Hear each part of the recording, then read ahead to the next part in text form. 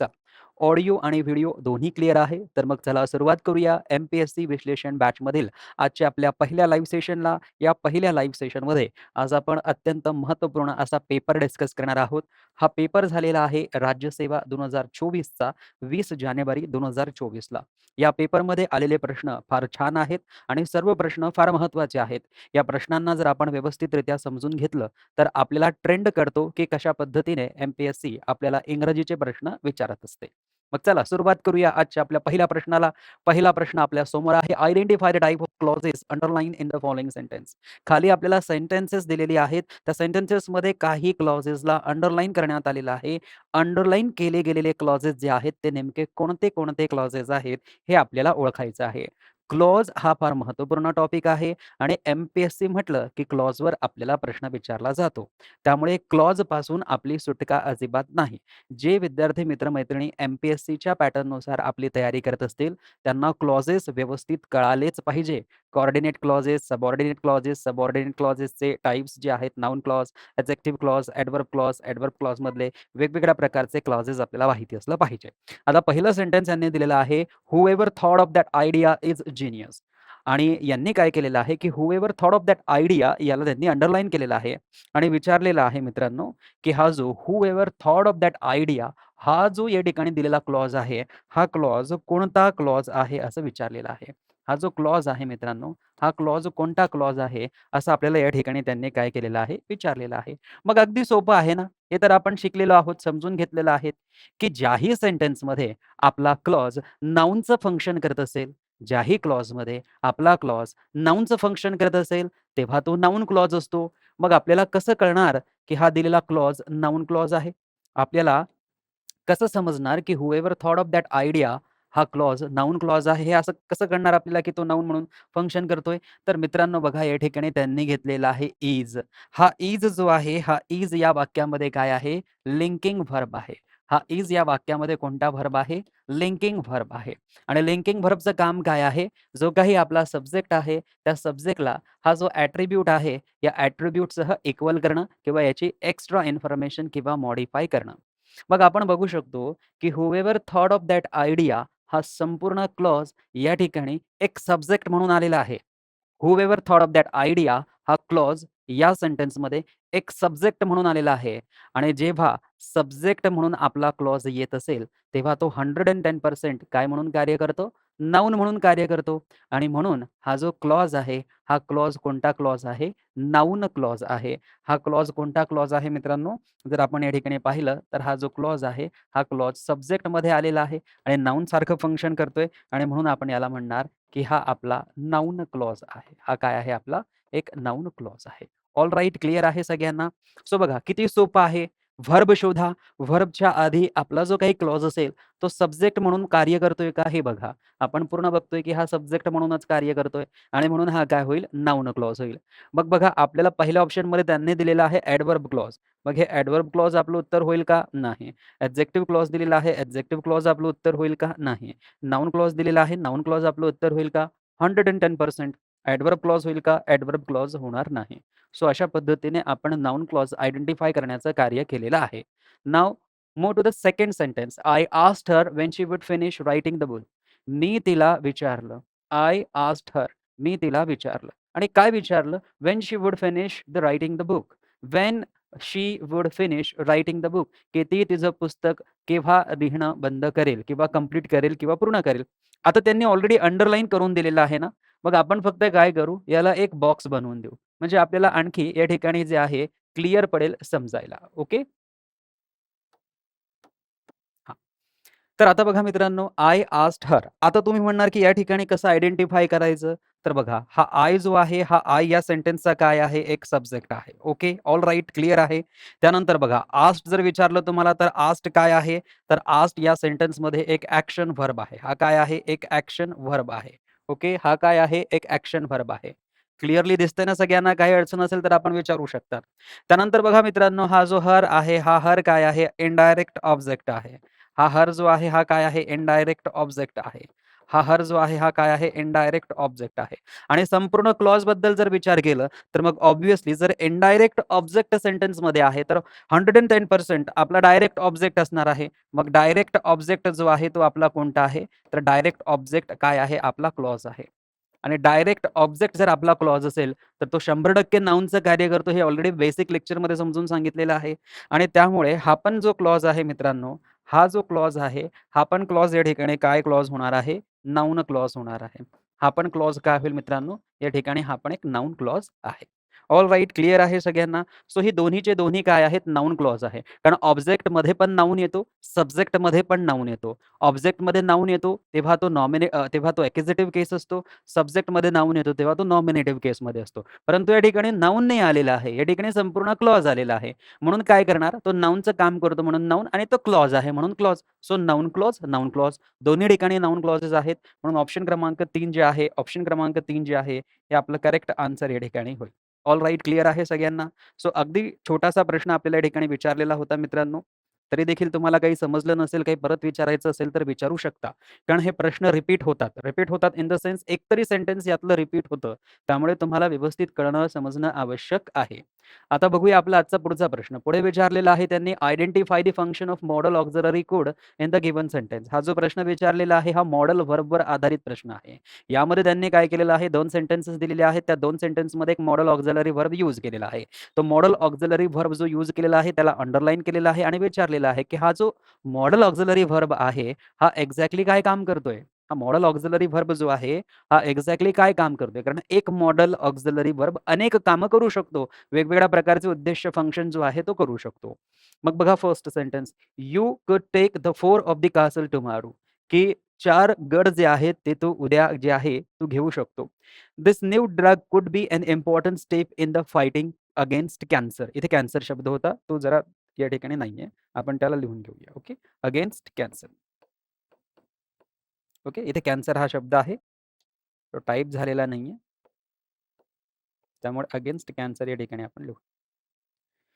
Okay. आता बघा मित्रांनो, हा जो कूड आहे ना, हा कूड मी ऑलरेडी तुम्हाला यापूर्वी समजून सांगितलेला आहे, की कूड 3-4 ठिकाणी कार्य करतो. कूडचं काम काय आहे? तर कूडचं काम जे आहे पास्टमध्ये जे काही आपण करू शकलो, त्यासाठी आपण कूडचा वापर करतो. कूडचा वापर आपण केव्हा करतो? की जी काही नजीकच्या काळामध्ये, जी नियर फ्युचरमध्ये एखादी घटना घडू शकते, त्याच्यासाठी पण आपण कूडचा वापर करू शकतो. कूडचा वापर आपण सजेशन देण्यासाठी पण करू शकतो. सेम कूडचा वापर आपण कुणाला तरी नम्र विनंती करण्यासाठी करू शकतो. आणि कुड बी जर आपण वापरेल तर काहीतरी शक्यता व्यक्त करण्यासाठी देखील आपण कुड बीचा वापर करत असतो. मग बघा हे जे सेंटन्स आहे ना, "this new drug could be an important step." की हे जे नवीन ड्रग आहे, हे एक नवीन स्टेप असू शकते.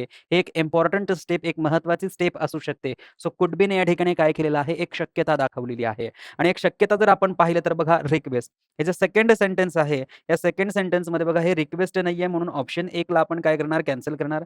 परमिशन पण नाहीये म्हणून आपण काय करणार, ऑप्शन 2 कॅन्सल करणार. ही रिक्वेस्ट पण नाहीये म्हणून आपण काय करणार, ऑप्शन 4 कॅन्सल करणार आणि ऑप्शन 3 जे आहे त्याला आपलं फायनल आन्सर करेक्ट म्हणून देणार.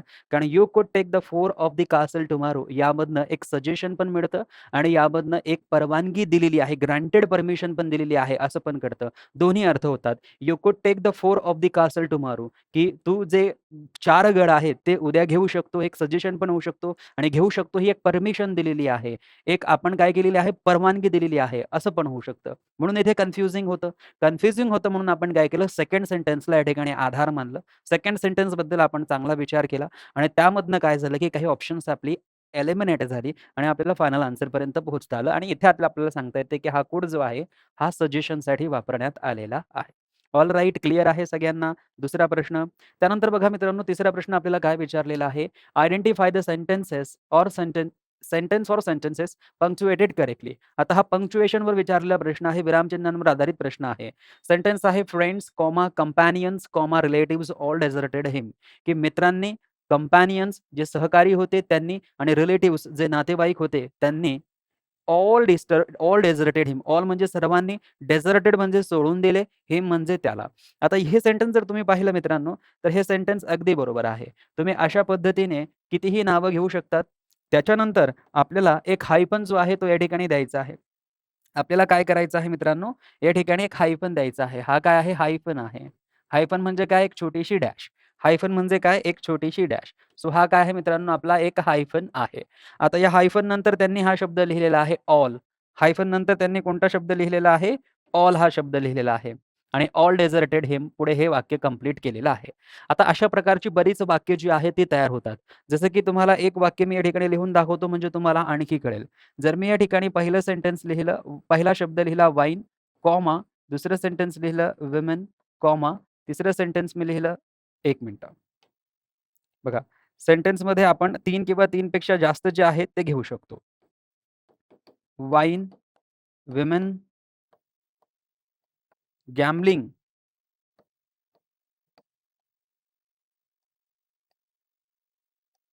Everything destroyed him. हे एक सेंटन्स आहे. ओके. भरपूर मोठं सेंटन्स झालेलं आहे. याला आपण छोटं करूया म्हणजे एक्झॅक्टली आपल्याला जो भाग आहे तो समजेल.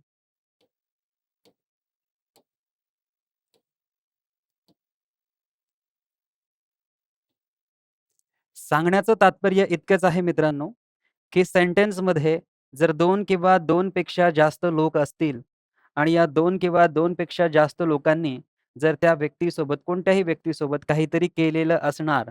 इकडे घेऊया सेंटन्स. ओके. चला. सेंटन्स बघा मित्रांनो, की या ठिकाणी आहे वाईन, इकडे आहे विमेन. वाईन म्हणजे काय? दारू. विमेन म्हणजे काय? स्त्री. गॅम्बलिंग म्हणजे काय? जुवा खेळत होता. आणि बघा यानंतर डॅश दिलेली आहे. एव्हरीथिंग या सर्वांनी डिस्ट्रॉयड हिम या सर्वांनी त्याला काय केलेलं आहे? नष्ट केलेलं आहे किंवा डिस्ट्रॉय केलेलं आहे. सो इकडे बघा फ्रेंड्स आहे, कॉमा कंपॅनियन्स आहे, कॉमा रिलेटिव्हज आहे. इकडे वाईन आहे, कॉमा विमेन आहे, कॉमा गॅम्बलिंग आहे. त्यानंतर बघा डॅश दिलेली आहे. इकडे ऑल आहे, तर इकडे एव्हरीथिंग. आपण अल्टरनेट करू शकतो. ऑल किंवा एव्हरीथिंग किंवा एव्हरीवन असं आपण घेऊ शकतो. आणि त्यानंतर आपल्याला जे काही लिहायचं आहे ते आपण लिहू शकतो. म्हणजे पंक्च्युएशनच्या दृष्टिकोनातनं जर आपण पाहिलं मित्रांनो, so the first sentence is grammatically and punctuatedly correct. पहिलं सेंटेन्स पंक्च्युएशनच्या दृष्टिकोनातनं करेक्ट आहे.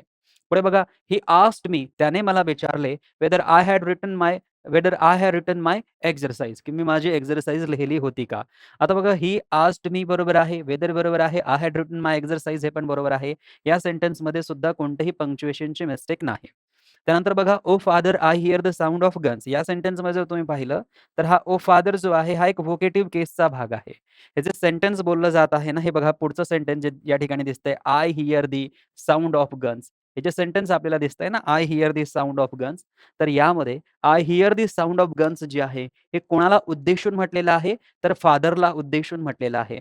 आणि जेव्हा केव्हा फादरला उद्देशून म्हटलं जाईल, तेव्हा आपल्याला काय यूज करावा लागेल मित्रांनो? कॉमा यूज करावा लागेल. म्हणजे हे सेंटन्स कसं असायला पाहिजे होतं? ओ, त्याच्यानंतर या ठिकाणी फादर, त्याच्यानंतर कॉमा, त्याच्यानंतर I here the sound of gun. Okay. या पद्धतीने आपलं हे सेंटन्स जे आहे ते असायला पाहिजे होतं. आता हे ओ फादर आहे. ते कर्सिव्ह रायटिंग असल्यामुळे आपल्याला असं दिसतंय. ए फादर म्हणायचं नाही. सो बघा. सांगण्याचं तात्पर्य इतकंच आहे, की ही व्होकेटिव्ह केस आहे. व्होकेटिव्ह केस म्हणजे काय? की जेव्हा आपण एखाद्या व्यक्तीला काहीतरी सेंटन्स उद्देशून बोलतो, तर त्या व्यक्तीसह आपण काय यूज करतो? कॉमा यूज करतो. यांनी या ठिकाणी एक कॉमा मिसिंग ठेवलेला आहे म्हणून सेंटन्स सी जे आहे, हे सेंटन्स सी या ठिकाणी कसं होईल? चुकीचं होईल. आणि त्यानंतर बघा, ओ हॅमलेट स्पीक नो मोर म्हणून हे सेंटन्स जे आहे, हे सेंटन्स या ठिकाणी बरोबर होईल. मग आपण बघू शकतो ए, बी आणि डी कुठे दिलेला आहे? तर ऑप्शन 1 मध्ये दिलेला आहे. म्हणून ऑप्शन 1 आपलं करेक्ट आन्सर या ठिकाणी होईल. सो पंक्च्युएशन हा एक महत्त्वपूर्ण भाग आहे आणि यावर आपल्याला प्रश्न विचारलाच जातो. एम-पी-एस-सी पॅटर्नची जे विद्यार्थी तयारी करत आहेत, त्यांनी क्लॉज, मूड, मोडल ऑक्झिलरी व्हर्ब आणि पंक्च्युएशन हे तर व्यवस्थित करूनच जायचे. आता बघा पुढचा शब्द त्यांनी काय दिलेला आहे प्रश्न. त्यांनी ए आणि बी जोडी लावायला सांगितलेली आहे. सो डी सोबत काय जोडलं जाईल? D cure, D man. बघा डी मॅन तर होणार नाही. डी ड्यूक पण होणार नाही. डी थ्रोन होईल. डी बॉन्ड होत नाही. डी लेंथ होत नाही. आणि म्हणून आपण या ठिकाणी काय करणार? D throne. डी थ्रोन म्हणजे काय मित्रांनो? तर डिथ्रोन म्हणजे काय? आपली राजगादी जी आहे ती राजगादी सोडून देणे. सो बघा एकासाठी डी लागणार. सो एकासाठी डी जे आहे ते ऑप्शन क्रमांक 1 किंवा ऑप्शन क्रमांक 4 मध्ये आहे. म्हणजे ऑप्शन 2 आणि ऑप्शन 3 आपलं उत्तर अजिबात होणार नाही. त्यानंतर बघा या ठिकाणी एज आहे. क्युरेज म्हणू शकतो का? नाही. मॅनेज म्हणतो का आपण? हो म्हणतो.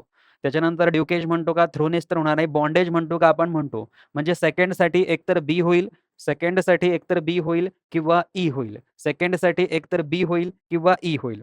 मग बघा इकडे ई आहे म्हणजे ऑप्शन 1च बरोबर आहे. एफ तर मुळीच होणार नाही. ऑप्शन 4 जे आहे ते कॅन्सल झालं.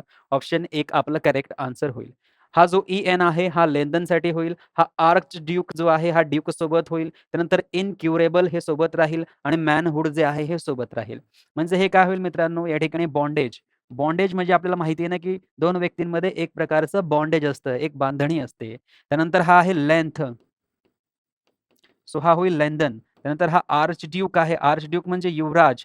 जो राजपुत्र असतो त्याला आपण म्हणतो किंवा जो सरदार असतो त्याला आपण म्हणतो. त्यानंतर इनक्युरेबल जे आहे ते या ठिकाणी येईल आणि मॅनहूड जे आहे ते या पद्धतीने होईल आणि अशा पद्धतीने हे सर्व शब्द या ठिकाणी कव्हर होतील. हे तर सगळ्यांना जमलं असेल.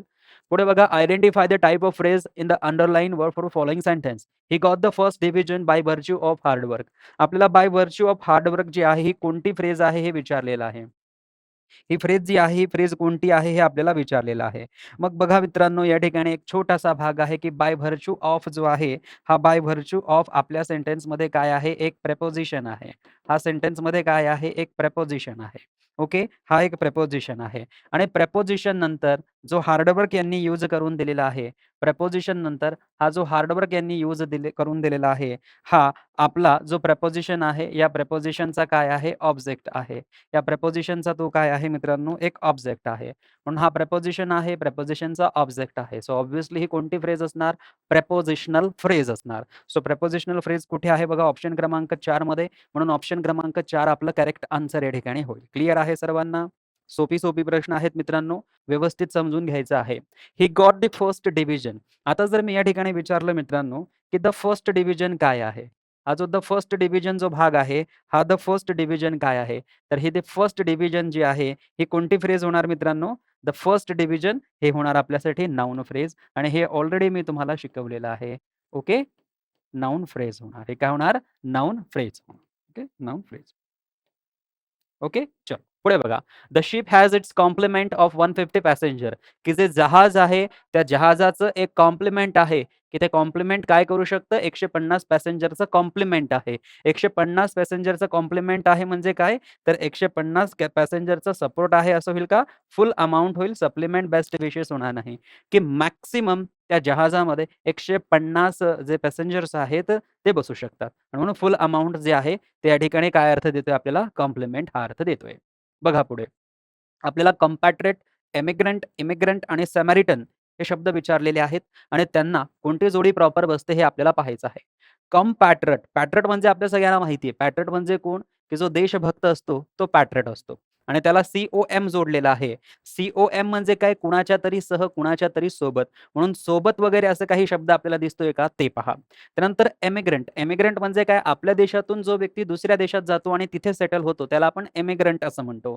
इमिग्रंट म्हणजे काय? जो बाहेरच्या देशातनं आपल्या देशामध्ये सेटल होण्यासाठी आलेला आहे, त्याला आपण एमिग्रंट म्हणतो. समॅरिटन म्हणजे काय? एक चांगला व्यक्ती जो असतो, गुड मॅन जो असतो, त्याला आपण समॅरिटन म्हणतो. मग बघा one who leaves country to live another. जो आपली कंट्री जी आहे, कंट्री सोडतो, त्याला आपण काय म्हणतो? एमिग्रंट म्हणतो. आणि म्हणून या ठिकाणी 2 साठी काय होईल मित्रांनो? ए होईल. सो 2 साठी डी ऑप्शन 1 मध्ये आहे, त्याला कॅन्सल करा. 2 साठी ए ऑप्शन 2 मध्ये आहे, हे बरोबर होईल. 2 साठी सी, 2 साठी बी जे आहे ते कॅन्सल होईल. म्हणून ऑप्शन क्रमांक 2 जे आहे ते आपलं करेक्ट आन्सर होईल. त्यानंतर बघा इमिग्रंट म्हणजे काय? जो बाहेरच्या देशातनं a foreigner who comes to stay in country. So हा या ठिकाणी काय होईल? सी होईल. म्हणजे तिसऱ्यासोबत काय यायला पाहिजे? सी यायला पाहिजे. तिसऱ्यासोबत सी आहे का? ऑब्व्हियसली आहे तिसऱ्यासोबत सी.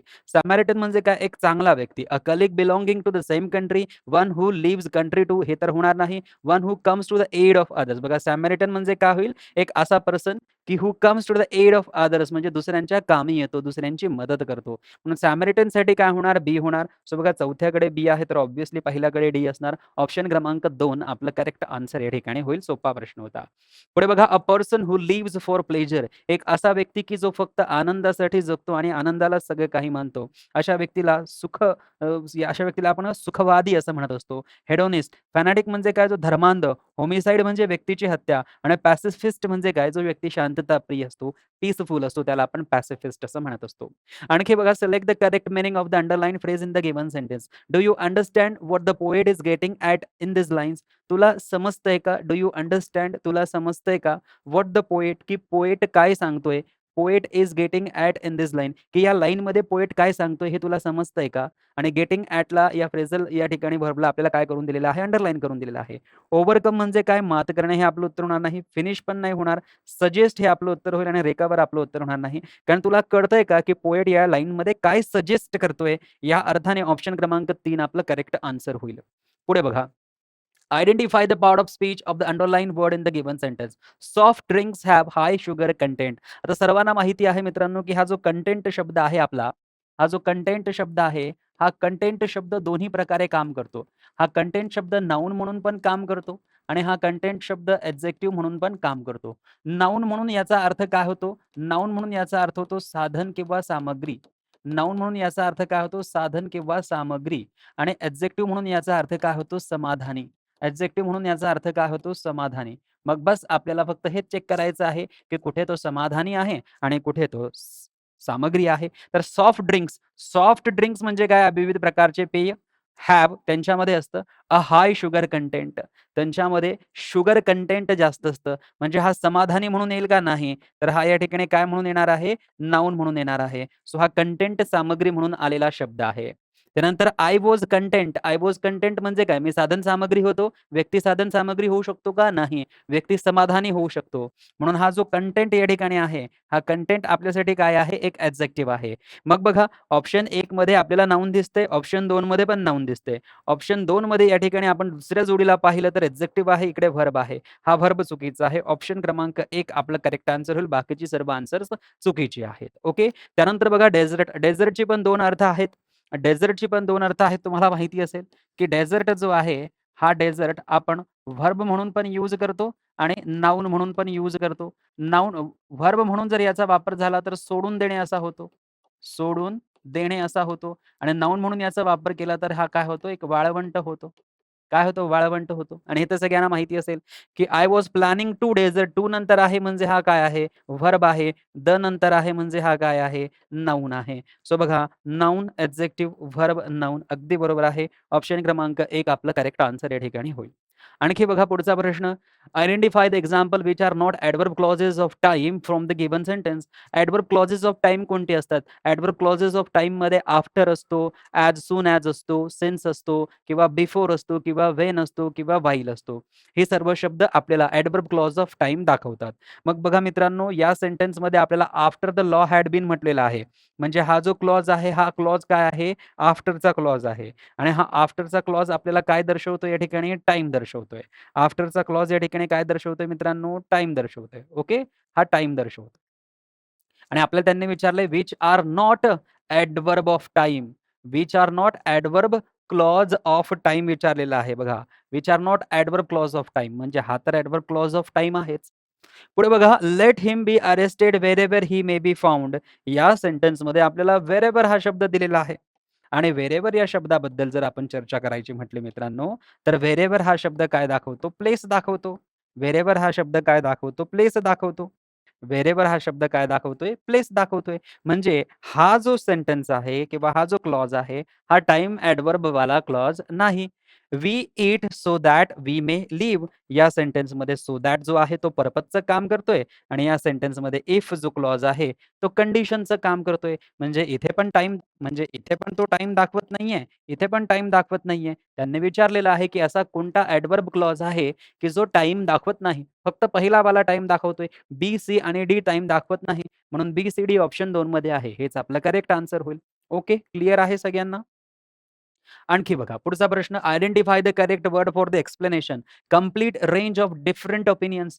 जर डिफरंट ओपिनियन येत असतील तर त्याला आपण काय म्हणतो? स्पेक्ट्रम म्हणतो. स्पेक्युलेट म्हणजे काय? अंदाज लावणे. स्प्लेंडिड म्हणजे भव्य आणि स्पेक्टॅक्युलर म्हणजे सुद्धा काय? काहीतरी भव्य दिव्य. म्हणून या ठिकाणी ऑप्शन 1 आपलं करेक्ट आन्सर होईल.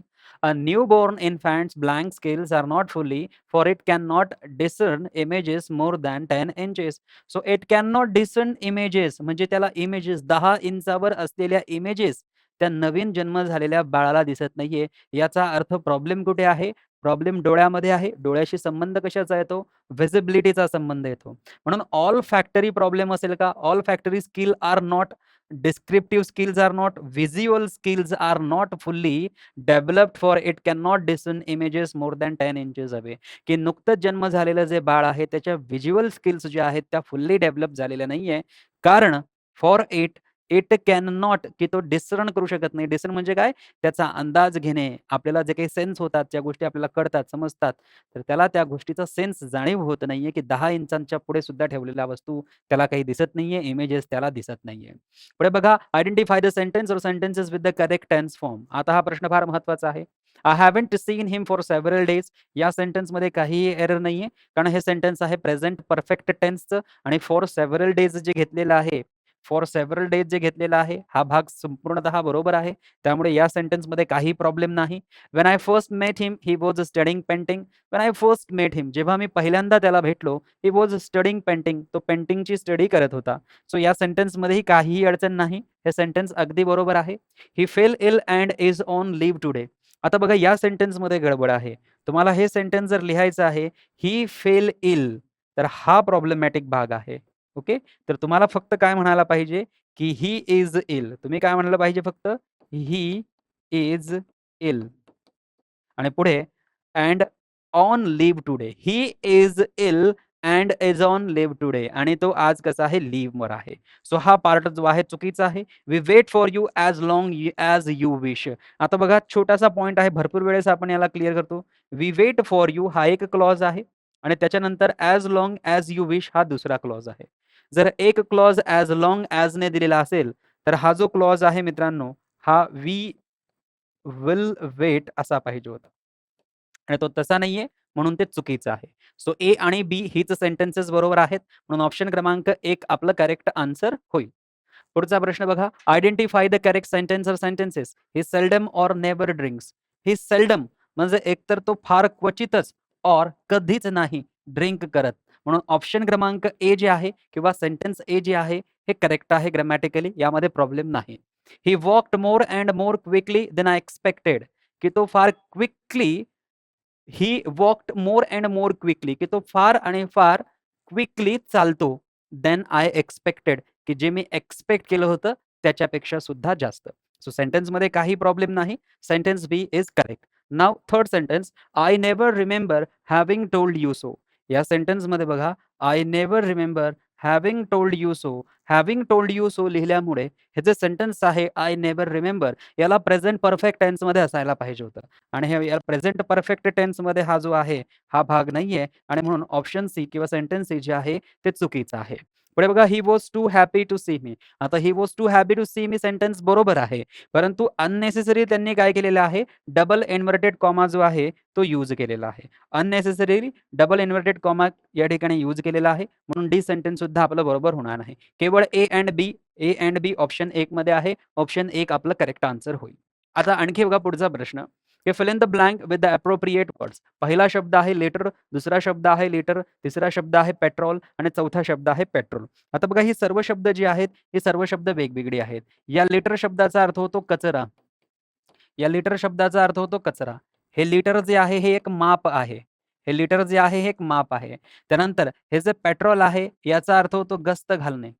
याचा अर्थ होतो गस्त घालणे. पोलीस वगैरे जे गस्त घालतात त्याला आपण पेट्रोलिंग असं म्हणतो. आणि हा जो पेट्रोल आहे हेच ते पेट्रोल आहे की जे आपण बाईकमध्ये टाकतो, की ज्याला आपण काय म्हणतो? पेट्रोल. हे काय आहे? प्रॉपर आपलं पेट्रोल आहे. सो बघा, about 2% of fast food packaging end up as. बघा, अबाउट 2% फास्ट फूड पॅकेजिंग म्हटलेलं आहे, की जवळपास 2% फास्ट फूडचं जे पॅकेजिंग आहे, एंड अप त्याचा शेवट कशामध्ये होतो? कचऱ्यामध्ये होतो. आणि म्हणून या ठिकाणी आपल्याला LITTER लिहावं लागेल. या ठिकाणी आपल्याला काय लिहावं लागेल? LITTER, कचरा हे लिहावं लागेल. तेव्हा आपलं हे सेंटेन्स बरोबर होईल. I am a bit low on, I am a bit low on petrol, petrol, litre. काय येईल? माहिती नाही? पुढे जा. गार्ड्स काय करतात? तर गार्ड्स करतात पेट्रोल. म्हणून या ठिकाणी PATROL हा पेट्रोल येईल. The tax increase will add 4 पैसा to a blank of petrol. आता कशाला? Litre of petrol. म्हणून या ठिकाणी काय येईल? अ लिटर ऑफ पेट्रोल येईल. आणि शेवटचा शब्द कोणता राहिला? I am bit low on. तर मग या ठिकाणी आपलं पेट्रोल, की माझं गाडीतलं पेट्रोल जे आहे ते कमी झालेलं आहे. म्हणून I am a bit low. I am a bit low म्हणजे फार कमी आहे. ऑन पेट्रोल म्हणजे माझ्या गाडीतलं पेट्रोल फार कमी आहे. मग आपण कसं जाऊया, की बघा फर्स्ट सेंटन्स एमध्ये त्यांनी पहिला घेतलेला आहे. सो बघा आपण पाहू शकतो एला त्यांनी फर्स्ट याच ठिकाणी घेतलेला आहे. ऑप्शन 1 हेच आपलं करेक्ट आन्सर होईल. बीचं जर आपण पाहिलं तर बीसाठी घेतलेलं आहे 4 तर बीसाठी घेतलेला आहे 4 अगदी बरोबर. त्यानंतर सीसाठी आपण घेतला पेट्रोल, सीसाठी घेतला 3 तर सीसाठी 3 तर हा 2 बरोबर आहे. ऑप्शन क्रमांक 1 आपलं करेक्ट आन्सर जे आहे ते या ठिकाणी होईल मित्रांनो. ऑल राइट क्लिअर आहे सगळ्यांना? आणखी बघा identify the grammatically incorrect sentence. आता चुकीचं सेंटेन्स आपल्याला विचारलेलं आहे. I saw a good film yesterday. मी काल एक चांगली मूव्ही पाहिली. सेंटेन्स बघा. सेंटेन्समध्ये या ठिकाणी येस्टरडे आहे. येस्टरडे जर असेल तर येस्टरडेसाठी आपल्याला व्हर्बचा सेकंड फॉर्म यूज करावा लागतो. सेंटेन्स बरोबर आहे. No problem. The train left before I arrive. बघा या ठिकाणी ट्रेन जी आहे ते निघाली माझ्या येण्याच्या आधी. आपल्याला कळलं पाहिजे की फर्स्ट ॲक्शन जे आहे ते आपल्याला कशी लिहावी लागेल पास्ट परफेक्ट टेन्समध्ये. So the train left before या सेंटेन्समध्ये कोणता भाग चुकीचा आहे? द ट्रेन लेफ्ट हा भाग चुकीचा आहे. सो इथे आपल्याला काय लिहावं लागेल? इथे आपल्याला सेंटेन्स कसं लिहावं लागेल मित्रांनो? The train had left. तेव्हा आपलं सेंटेन्स बरोबर होईल. तुर्त सेंटेन्स चुकीचं आहे. पुढे बघा if I had a car जर माझ्याकडे कार असती things would be fine. So हे सेंटेन्स बरोबर आहे. No problem. Okay. Conditional two second conditional किंवा आपण त्याला म्हणतो type 2 conditional sentence. He read the Bible everyday. सेंटेन्समध्ये वापरलेला आहे एव्हरीडे. एव्हरीडे वापरलेला असेल तर या ठिकाणी पाहिजे आपल्याला व्हर्बचा फर्स्ट फॉर्म. या ठिकाणी आपल्याला काय पाहिजे मित्रांनो? रीड्स व्हर्बचा फर्स्ट फॉर्म पाहिजे. परंतु V1 प्लस एस पाहिजे. हा V1 प्लस एस नाहीये म्हणून हे चुकीचं आहे. कारण इथे काय आहे? ही आहे. सो काय विचारलंय? इनकरेक्ट, इनकरेक्ट आहे बी आणि डी. सो इनकरेक्ट बी आणि डी ऑप्शन 3 मध्ये आहे म्हणून ऑप्शन 3 आपलं करेक्ट आन्सर होईल. पुढे बघा Shakuntala is one of Shakuntala is the best drama in Sanskrit. काय सांगितलेलं आहे? Change the degree of comparison. Change the degree of comparison of the following sentence. So हे तर सेंटेन्स जे आहे हे बेस्ट ड्रामा म्हटलेलं आहे. सो सुपरलेटिव्ह डिग्रीचं सेंटेन्स आहे. हे सेंटेन्स कोणतं आहे? सुपरलेटिव्ह डिग्रीचं सेंटेन्स आहे. ओके. सुपरलेटिव्ह डिग्रीच्या सेंटेन्सला आपल्याला कंपॅरेटिव्ह डिग्रीमध्ये कन्व्हर्ट करायचं आहे. बेस्ट असेल तर फक्त एनी अदर शोधा. मग बघा व्हेरी फ्यू तर मुळीच येणार नाही कारण याच्यामुळे आपली डिग्री पॉझिटिव्ह होणार. नो अदर ड्रामा असं जर म्हटलं तर हे काय होईल? हे पण आपली एक पॉझिटिव्ह डिग्री होणार. शकुंतल इज बेटर. बघा बेटर बरोबर आहे. कंपॅरेटिव्ह बेटर बरोबर आहे. त्याच्यानंतर दॅन बरोबर आहे. दॅन बरोबर आहे. इथे एनी अदर दिलेला आहे. सो हा एनी अदर पार्ट महत्वाचा आहे. मेनी अदर जो आहे हे मेनी अदर आपण केव्हा घेतो? जेव्हा ठिकाणी Shakuntala is one of the best dramas असं असतं तर आपण मेनी अदर घेतलं असतं म्हणजे हे चुकीचं आहे. हे पण चुकीचं आहे, हे पण चुकीचं आहे. Only C is correct. Option 3 जे आहे ते आपलं करेक्ट आन्सर या ठिकाणी होईल. आता बघा पुढचा प्रश्न. पुढचा प्रश्न काय म्हटलेला आहे? Choose the correct indirect speech sentence of the following sentence. The magician said to the boy. The magician said to the boy. आणि म्हटलेलं आहे मेक हेस्ट घाई कर and give me the lamp आणि मला लॅम्प दे. बघा प्रत्येक सेंटेन्समध्ये आपल्याला द मॅजिशियन दिसतोय, द मॅजिशियन दिसतोय, द मॅजिशियन दिसतोय आणि द मॅजिशियन दिसतोय. मॅजिशियन सेड आहे म्हणून आपल्याला काय घ्यावं लागेल? टोल्ड किंवा त्याने इथे या ठिकाणी एक कमांड पण दिलेली आहे म्हणून आपण कमांड पण घेऊ शकतो. परंतु त्याने अर्ज विनंती केली नाहीये म्हणून विनंती घेता येणार नाही आणि the magician to the boy जे आहे हे पण आपल्याला घेता येणार नाही. सो ऑप्शन 3 आणि 4 काय होतील? कॅन्सल होतील. बघा या ठिकाणी make haste and give me म्हटलेला आहे. आता हा जो मी आहे, हा मी कुणामध्ये कन्व्हर्ट होईल? त्या बॉयमध्ये आणि त्या बॉयसाठी आपण काय यूज करणार? हिम यूज करणार. या सेंटेन्समध्ये मी जो आहे हा जसाचा तसा यूज केलेला आहे. म्हणून हे पण आपलं उत्तर होणार नाही. ऑप्शन 2 आपलं करेक्ट आन्सर होईल. कारण या ठिकाणी बघा प्रॉपरली त्याने काय घेतलेलं आहे? हिम हे सेंटेन्समध्ये घेतलेलं आहे. ओके. चलो पुढे बघा पुढचा प्रश्न. पुढचा प्रश्न आहे की identify the underline phrases in the following sentence. The dew drops glitter in the sunshine. Glitter म्हणजे काय? चमकणे, चकाकणे. No man can serve two masters. आता या ठिकाणी काय केलेलं आहे की हे जे ग्लिटर आहे हे विचारलेलं आहे की हे काय आहे? त्यानंतर no man can serve two masters. So हे टू मास्टर्स जे आहे ते आपल्याला विचारलेलं आहे. I shoot an arrow into the air.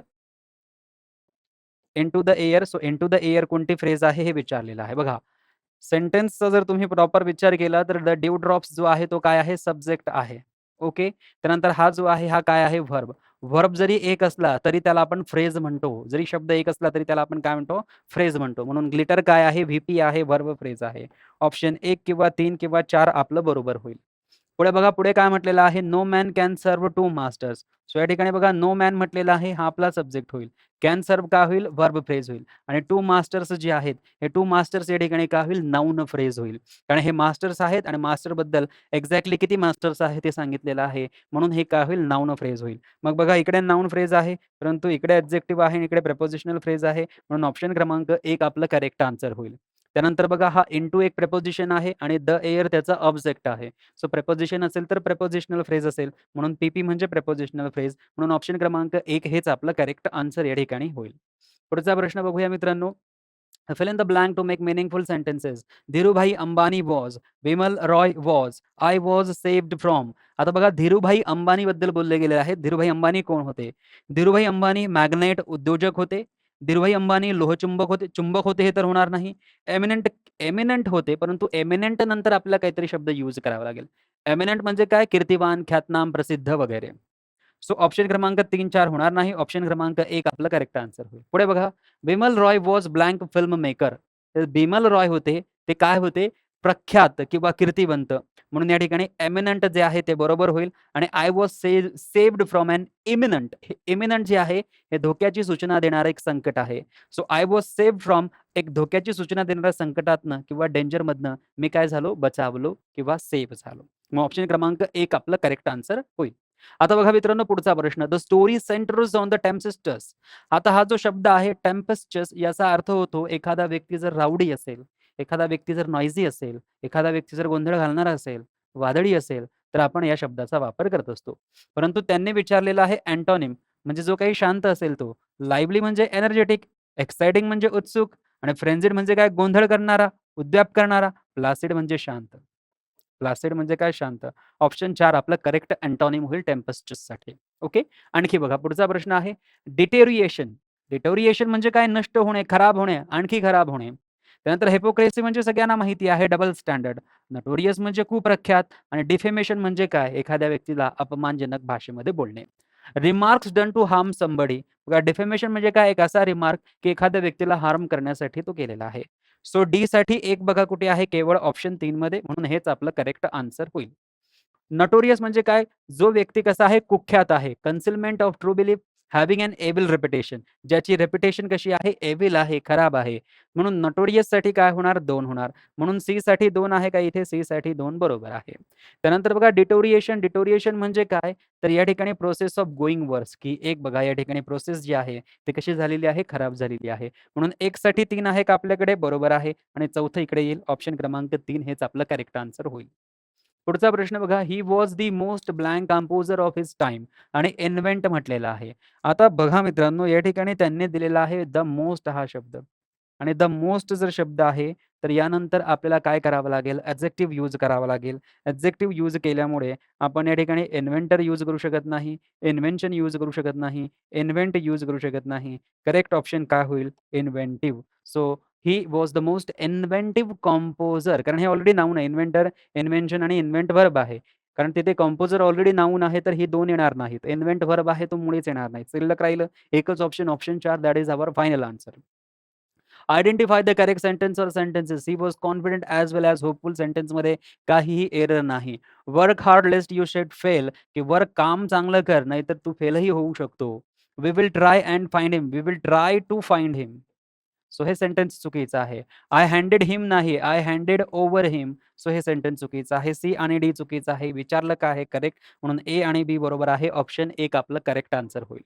पुढचा प्रश्न बघा. Choose the correct idiom for the underline words in the given sentence. Talking irrelevantly. जो व्यक्ती बिना कामाचं बोलत असेल त्याला आपण काय म्हणतो? Beating around the bush. To burn one's boats म्हणजे काय? परतीचे दोर कापून टाकणे. पुढे आहे to burn the candle at both ends म्हणजे काय? दिवस-रात्र मेहनत करणे. Option 2 cancel. To bell the cat म्हणजे काय? रिस्क घेणे. सो ऑप्शन 3 काय होईल? Cancel. To beat about the bush option 4 जे आहे ते आपलं करेक्ट आन्सर होईल, की याचा अर्थ होतो काय? की एखाद्या व्यक्तीला जे काही बोलायचंय ते तर बोलत नाहीये आणि वायफट दुसरंच काहीतरी बोलतोय. पुढचा प्रश्न बघा. Identify the sentence which are not simple sentence. कोणतं सेंटेन्स हे सिंपल सेंटेन्स नाहीये बघा. His courage won him. His courage या सेंटेन्सचा काय आहे? सब्जेक्ट आहे. वॉन व्हर्ब आहे आणि हिम जे हॉनर जे आहे, त्या ठिकाणी हिम जो आहे तो आपला काय आहे? एक ऑब्जेक्ट आहे. म्हणून हे सेंटन्स जे आहे हे सिंपल सेंटन्स आहे. कारण याच्यामध्ये कुठल्याही प्रकारचं कंपाउंड कंजंक्शन आपल्याला पाहायला मिळत नाहीये. So the moon was bright and पुढचं सेंटन्स बघा यामध्ये अँड वापरलेला आहे आणि हा अँड एक कंपाउंड सेंटन्स तयार करतो म्हणून हे सिंपल सेंटन्स होणार नाही. हे सिंपल सेंटन्स होणार नाही. दे रेस्टेड व्हेन या सेंटन्समध्ये आपल्याला वापरलेला पाहायला मिळतोय व्हेन.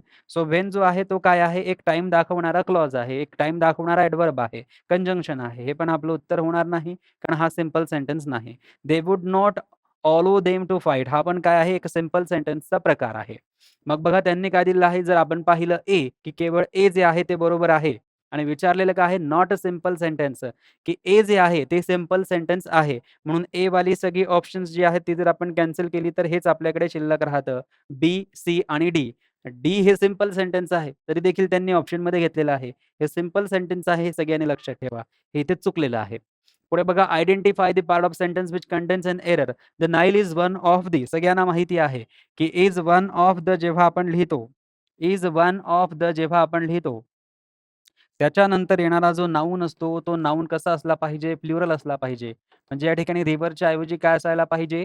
रिव्हर्स असायला पाहिजे. सो रिव्हर्स या शब्दामध्ये एरर आहे. म्हणून ऑप्शन क्रमांक 2 आपला करेक्ट आन्सर या ठिकाणी होईल. पुढचा प्रश्न बघा, सोपा प्रश्न आहे. Choose the correct meaning of the underline. Achilles heel. Achilles heel म्हणजे काय? जो काही आपला वीक पॉइंट असतो त्याला आपण म्हणतो. सो स्ट्राँग पॉइंट, क्रुशियल महत्त्वाचा पॉइंट, वीक पॉइंट. ऑप्शन 4, 3 हे 4, 2, 1 कॅन्सल. ऑप्शन क्रमांक 3 आपलं करेक्ट आन्सर होईल. फिडलिंग म्हणजे काय? फिडलिंग म्हणजे धोकेबाजी करणे, चालबाजी करणे, काहीतरी बदल करणे. सो बघा चेंजिंग डिसऑनेस्टली म्हटलेलं आहे म्हणजे हेच आपलं ऑप्शन या ठिकाणी बरोबर आहे. आता बघा मित्रांनो पुढचा प्रश्न. There was bad blood. Bad blood म्हणजे काय? दुर्भावना असणे. मग बघा हेट्रेड दुर्भावना, रायव्हलरी प्रतिस्पर्धी, फाईट म्हणजे भांडण, इल फीलिंग जे आहे हे दुर्भावनेसाठी वापरले जातील म्हणून ऑप्शन क्रमांक 4 आपला करेक्ट आन्सर होईल. मेनी इंडियन्स टूक a leaf out of Gandhi's book. गांधीच्या पुस्तकातनं बरेच लोक काय करत आहेत? त्यांचं जे आहे अनुकरण करत आहे. त्यांचं अनुकरण करत आहे. म्हणजेच काय इमिटेट करत आहे.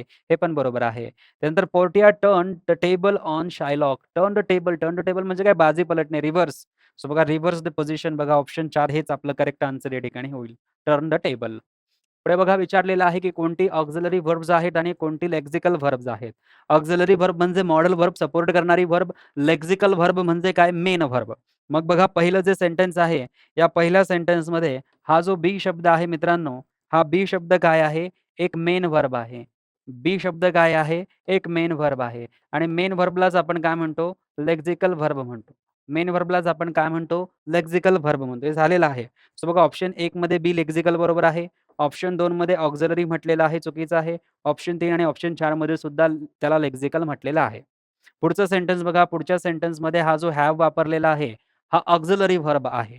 सो हॅव जो आहे तो ऑक्झिलरी व्हर्ब आहे. सो हॅव ऑक्झिलरी व्हर्ब आहे आणि मग हा जो हॅड आहे, हा मेन व्हर्ब आहे, लेक्सिकल व्हर्ब आहे. सो इथे बरोबर आहे. परंतु इथे हॅव जो आहे ऑक्झिलरी आहे आणि हॅड पण ऑक्झिलरी आहे. हे जरी बरोबर असलं तरी हे चुकीचं आहे आणि ऑप्शन 2 तर आपण ऑलरेडी कॅन्सल केलेला आहे. सो हॅव जो आहे लेक्सिकल म्हटलेलं आहे, हे पण चुकीचं होईल. ऑप्शन 3 ला कॅन्सल करा. हॅव जो आहे तो या ठिकाणी लेक्सिकल म्हटलेला आहे, याला पण कॅन्सल करा. ऑप्शन क्रमांक 1 हेच आपलं करेक्ट आन्सर होईल. इकडे बघा डू जो आहे, इकडे जो शब्द आहे डू, तो कोणता शब्द आहे? तर इकडे डू जो आहे, हा आपल्यासाठी आहे semi verb, semi model verb आहे. सो डू जो आहे तो काय होईल? ऑक्झिलरी व्हर्ब होईल.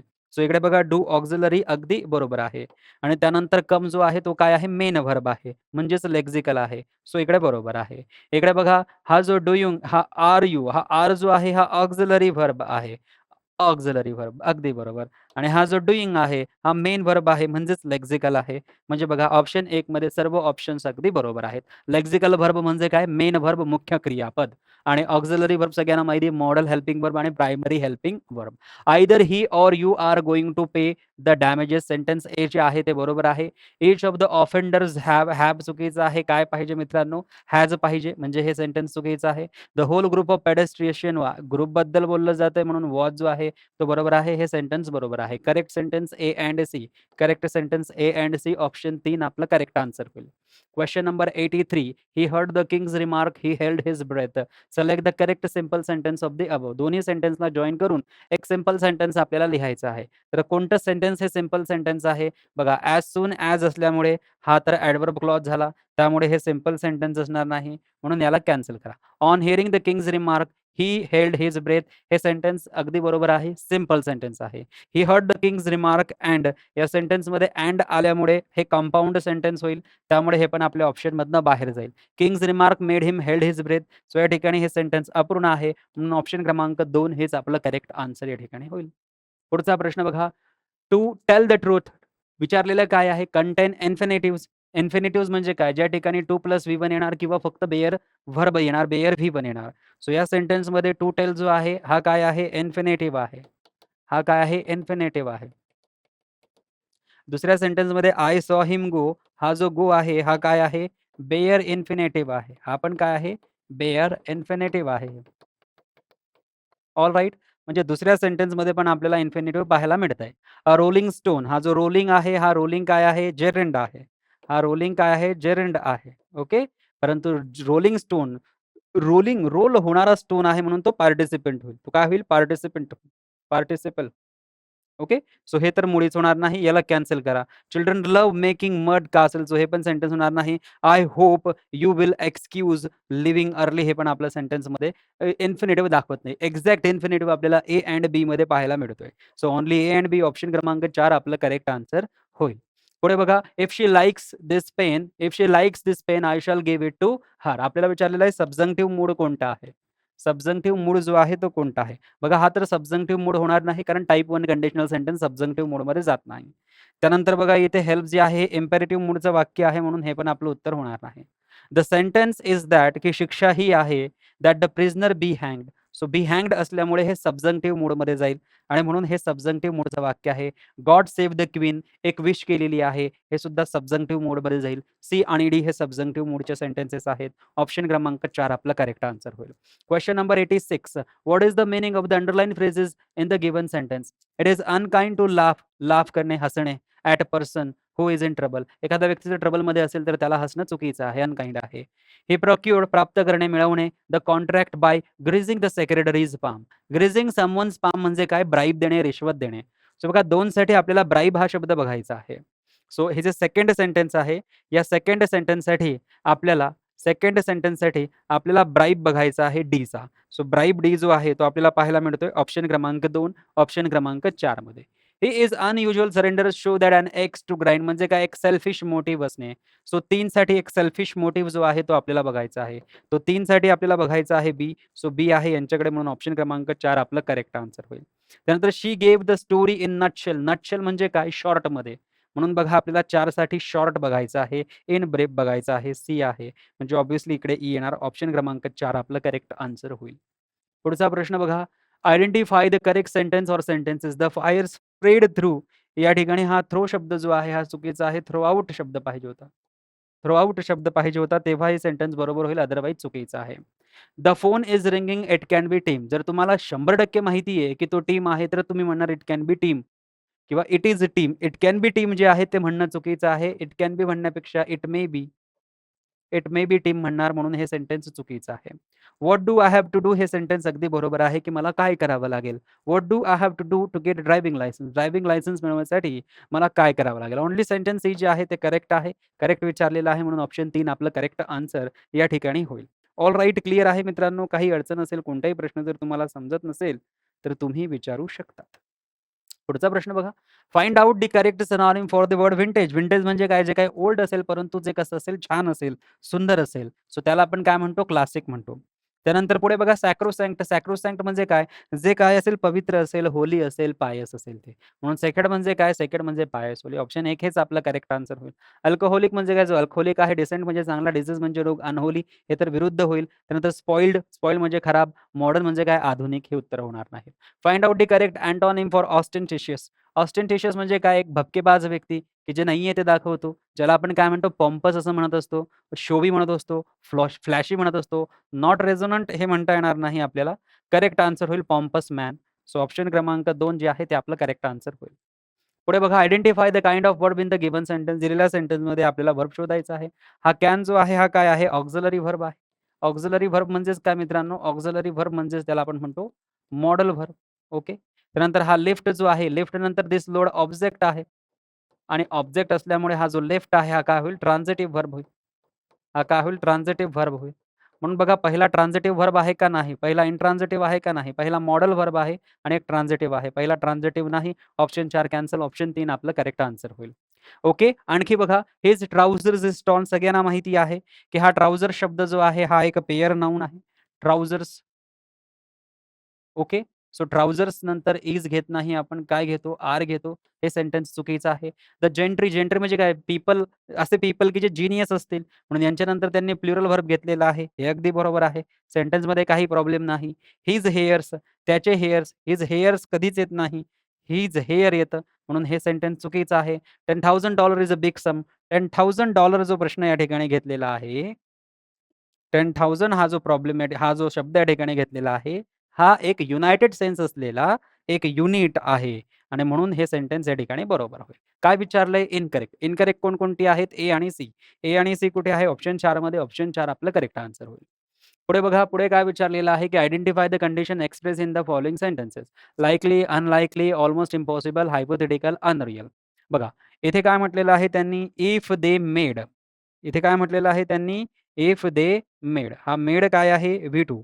व्ही2 आला म्हणजे हा टाइप 2 कंडिशनल सेंटेन्स झाला. ओके. इकडे काय आहे? I went. आय वेंट हा पण काय आहे? व्ही2चा आहे. हा पण काय आहे? व्ही2चा आहे. आणि हा आहे इफ ही वर्क्ड. हा पण व्ही2चा आहे. वर्क्ड पण व्ही2चा आहे. ओके. परंतु हा जर आपण पाहिला हॅड प्लस इन्व्हायटेड, तर हा काय आहे? व्ही3 आहे. हा काय आहे? व्ही3 आहे. मग एक लक्षात ठेवायचं, की जे व्ही2चे सेकंड म्हणजे टाइप 2 कंडिशनल सेंटेन्सेस जे असतात, जे टाइप 2 कंडिशनल सेंटेन्सेस असतात, त्यांच्यासोबत आपण काय-काय लिहू शकतो मित्रांनो, की ते हायपोथेटिकल आहेत. हायपोथेटिकल म्हणजे काय? ते काल्पनिक आहे. हायपोथेटिकल लिहू शकतो किंवा आपण त्यांना म्हणू शकतो, की ते कसे असतात? ते अनलाइकली असतात किंवा आपण त्यांना ऑलमोस्ट इम्प्रॉबेबल किंवा ऑलमोस्ट इम्पॉसिबल असं म्हणत असतो. परंतु जो टाइप 1 असतो त्याला 100% पॉसिबल म्हटलं जातं आणि जो टाइप 1 असतो त्याला आपण काय म्हणतो? त्याला आपण म्हणतो की तो लाइकली आहे. मग बघा, इथे टाइप 1 तर कुठेच दिसत नाहीये. म्हणून लाइकली जो आहे तो या ठिकाणी कुठेच येणार नाही. म्हणून आपल्या ऑप्शनमध्ये ए कुठेच यायला नको. ए ऑप्शन 1 मध्ये आहे तर इथे यायला नको. एक ऑप्शन 4 मध्ये आहे म्हणून इथे पण नको. सो 2 आणि 3 पैकी आपल्याला हे कळतंय की सेंटेन्स 1 जे आहे ते डीशी सपोर्ट करतंय. सेंटेन्स 1 जे आहे ते डीशी सपोर्ट करतंय आणि डी काय आहे? तर हायपोथेटिकल आहे. सो डी काय आहे? हायपोथेटिकल आहे. त्यानंतर बघा, हे जे सेंटेन्स आहे हॅड प्लस व्ही3चं, हे 110% अनरिअल असणार. हायपोथेटिकल म्हणजे काल्पनिक, अनलाइकली म्हणजे होणार नाही, ऑलमोस्ट इम्पॉसिबल. परंतु यांच्यामध्ये 99% शक्यता असते, की हे काम होणार नाही. परंतु 1% शक्यता असते, की हे काम होईल. परंतु जेव्हा आपण अनरिअल म्हणतो, जेव्हा आपण हा शब्द वापरतो, अनरिअल, जेव्हा आपण हा शब्द वापरतो अनरिअल, हा शब्द अनरिअल जेव्हा-जेव्हा आपण यूज करणार, तेव्हा-तेव्हा ते आपल्यासाठी पूर्णतः इम्पॉसिबल असेल. ऑलमोस्ट इम्पॉसिबल म्हणजे थोडं-थोडं इम्पॉसिबल. परंतु कुठेतरी पॉसिबिलिटी शक्यता आहे. 100% इम्पॉसिबल दॅट इज अनरिअल ते असणार आहे टाइप 3 कंडिशनल सेंटेन्सेस आणि हे टाइप 3 कंडिशनल सेंटेन्स आहे म्हणून 4 साठी आपण काय घेणार? ई घेणार. मग 4 साठी बघा, ई आपल्याला कुठे दिसतंय? 4 साठी ई आपल्याला इथे दिसतंय. म्हणजे ऑप्शन क्रमांक 2 हेच आपलं करेक्ट आन्सर होईल. 3 या ठिकाणी काय होईल? कॅन्सल होईल. आणि हे जे 3 सेंटेन्सेस आहेत, या 3 सेंटेन्सेसला आपण म्हणजे जे टाइप 2 कंडिशनल सेंटेन्सेस आहेत, त्यांना आपण ऑलमोस्ट इम्पॉसिबल पण म्हणतो, त्यांना आपण अनलाइकली पण म्हणत असतो, त्यांना आपण हायपोथेटिकल पण म्हणत असतो. ओके. चल पुढे बघा.